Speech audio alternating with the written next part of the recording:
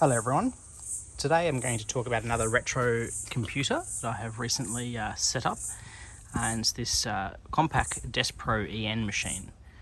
Now, back in the day, this computer would have been very popular in schools, and in fact our school had this very similar model, and definitely was not seen as a gaming machine. But with a few upgrades, this has actually become what I think is a very competent little retro gaming computer.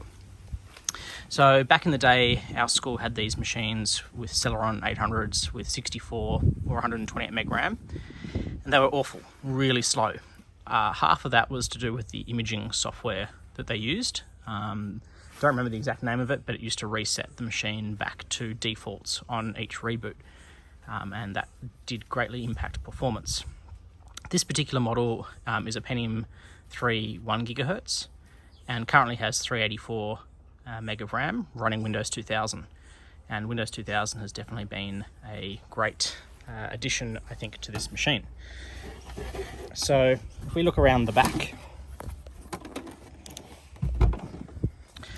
by default it has integrated video, but as you can see here, I have done a few upgrades. Now, the biggest upgrade is the video card. That has greatly improved the gaming performance of the machine, but also put in a new sound card. As the onboard sound, I was getting a fair bit of audio interference. Now, I've actually got a few benchmarks on Vogon's wiki.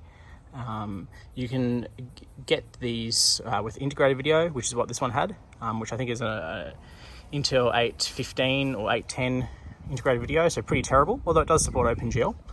I then have tried a Voodoo 3 and also a GeForce FX, and now I have reached the GeForce 6200, which is the video card I'm using in it, and it is definitely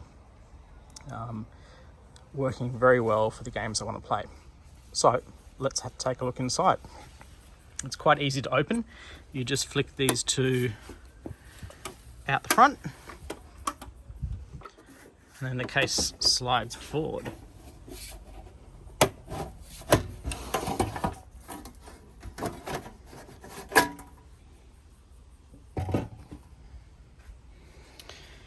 So in here you can see the hard drive, which I believe is a 20 gigabyte Seagate drive, the CD-ROM drive, the video card, and then underneath there you'll be able to see everything else. So this, one of the reasons this computer would not have been popular back in the day is it did not have AGP expansion, so it's only PCI video cards.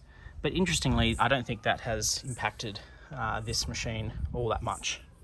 The nice thing is that you can remove the whole PCI riser, and the whole thing comes out.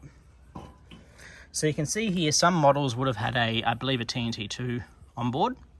This one doesn't. I haven't actually seen them in Australia, but this one's just got the integrated video. Then you can flip the whole front forward, and you can see a very interesting heatsink and fan arrangement, but the machine works well. And then you've also got a fan for the power supply here. So currently it has 384 meg RAM. That's been plenty. 256 would probably be plenty too. Although with Windows 2000, look, I may end up going to 512, because a couple of games I've been trying to push that.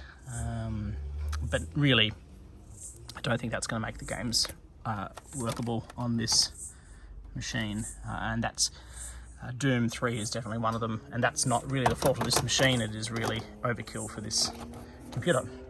So the other thing I have upgraded is the sound card. So I have got a Audigy 2 ZS, which is kind of seen as one of the best late model PCI sound cards you can get.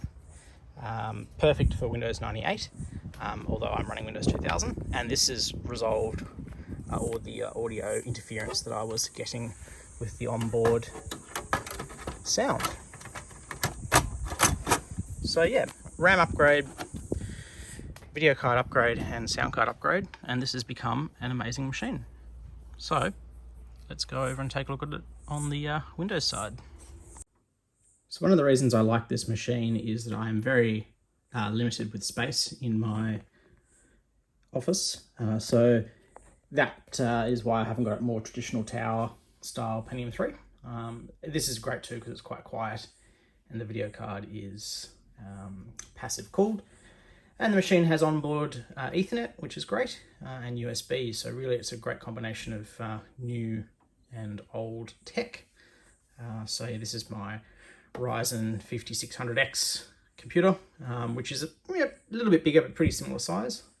So these machines fit quite well.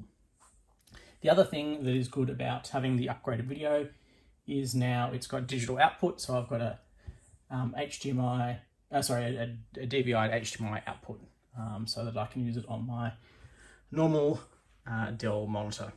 So that's the problem with some of the retro computers. I don't really have space for a CRT or even another LCD.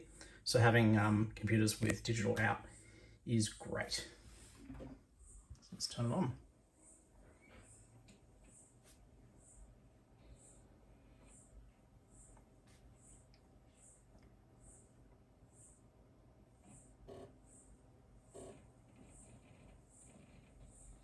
So yeah, this computer has Windows 2000 and never known as a good gaming machine, but there's only one game that I haven't been able to play, which is what I showed in my previous video, which was Commandos. Every other game of this era has worked perfectly, if not better, under Windows 2000.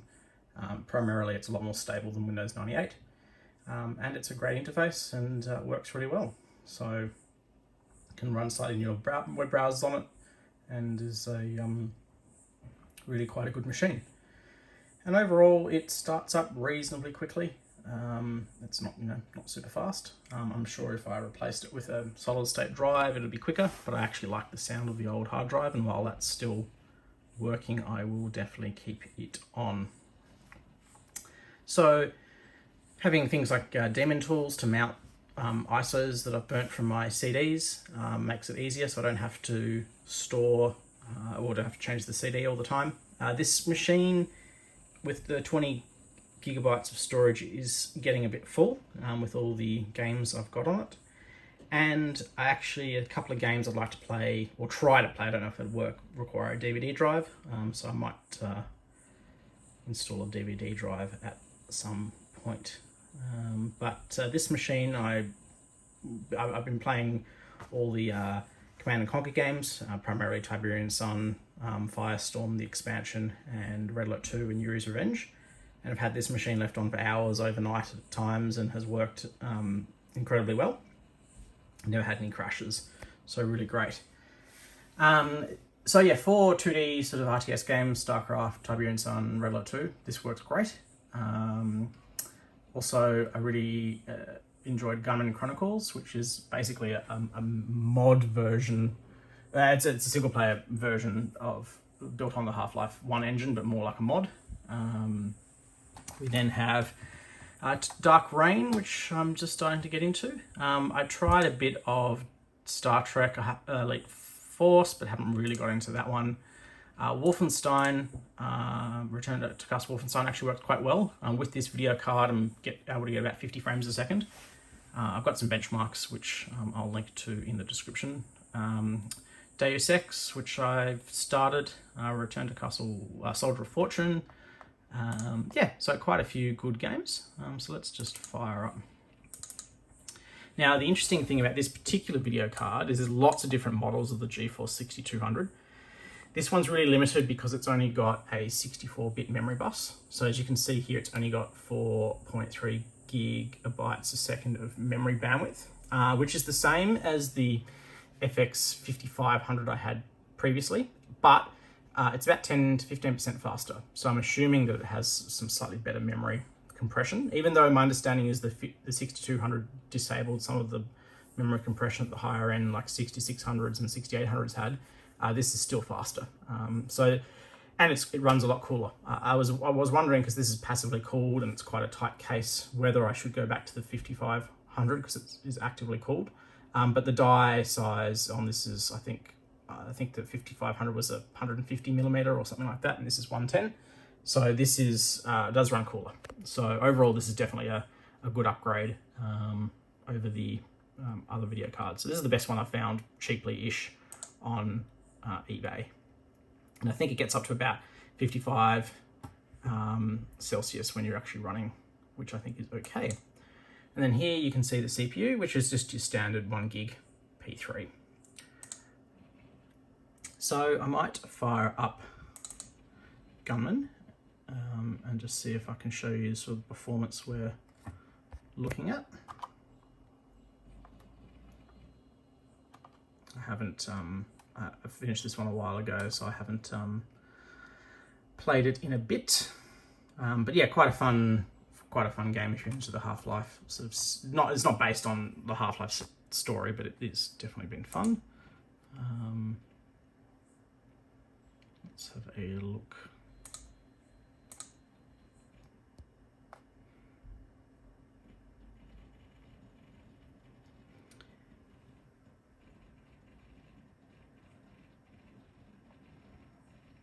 Now I don't have any speakers plugged in. It does have a built-in speaker, but I think that only works with the onboard sound card. So I usually just use headphones on this computer.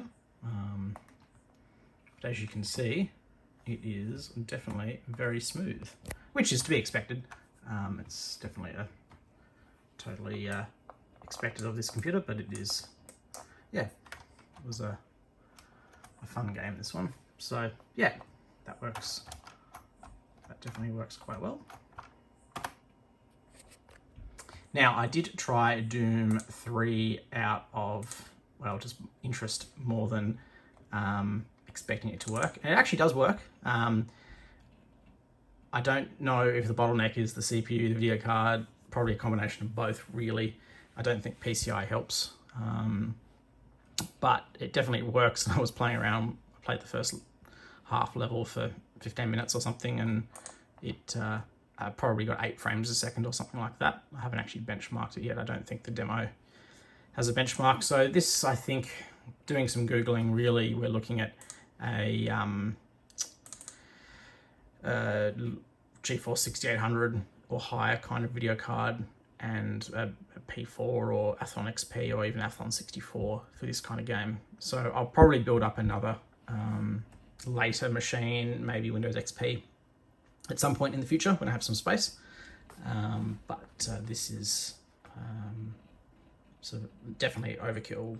The game is just totally unplayable on this, really. Although I have played it a bit and didn't hate it. My next project after this, though, is a 486 machine. So I'll be doing that next. So here you can see the slideshow that is Doom 3. And to be honest, it's actually, you know, it's not, it's terrible, but it's not completely unplayable. And I think the settings I've got are probably too high for it. Yeah, medium with 1024, so I really should bump it down to low and 640 by 480. But yeah, I played the first bit, and it tanks when you get guys on the screen and stuff like that. So yeah, I'd say it's probably more like 15 frames here, but will definitely drop below 10 when you're in a firefight or something. So yeah, it was more just a curiosity, really, this one, and it actually worked better than I thought it would. And I do think the 6200 is doing quite a good job here. I think, though, you know, maybe with an even faster video card, it may be good, but I think this game really does struggle with PCI, the PCI bus. So the 512 meg video memory is more system that has system memory. So I'm sure all the textures are loaded into that, so that probably helps too. So yeah. Anyway, that's about all for this machine. Look, this is currently, I think, been great for the era of games I've been trying to play. So, you know, RTS games and a few slightly older first-person shooters. Yeah, no issues with Windows 2000. I'd highly recommend it. It's been a really good experience.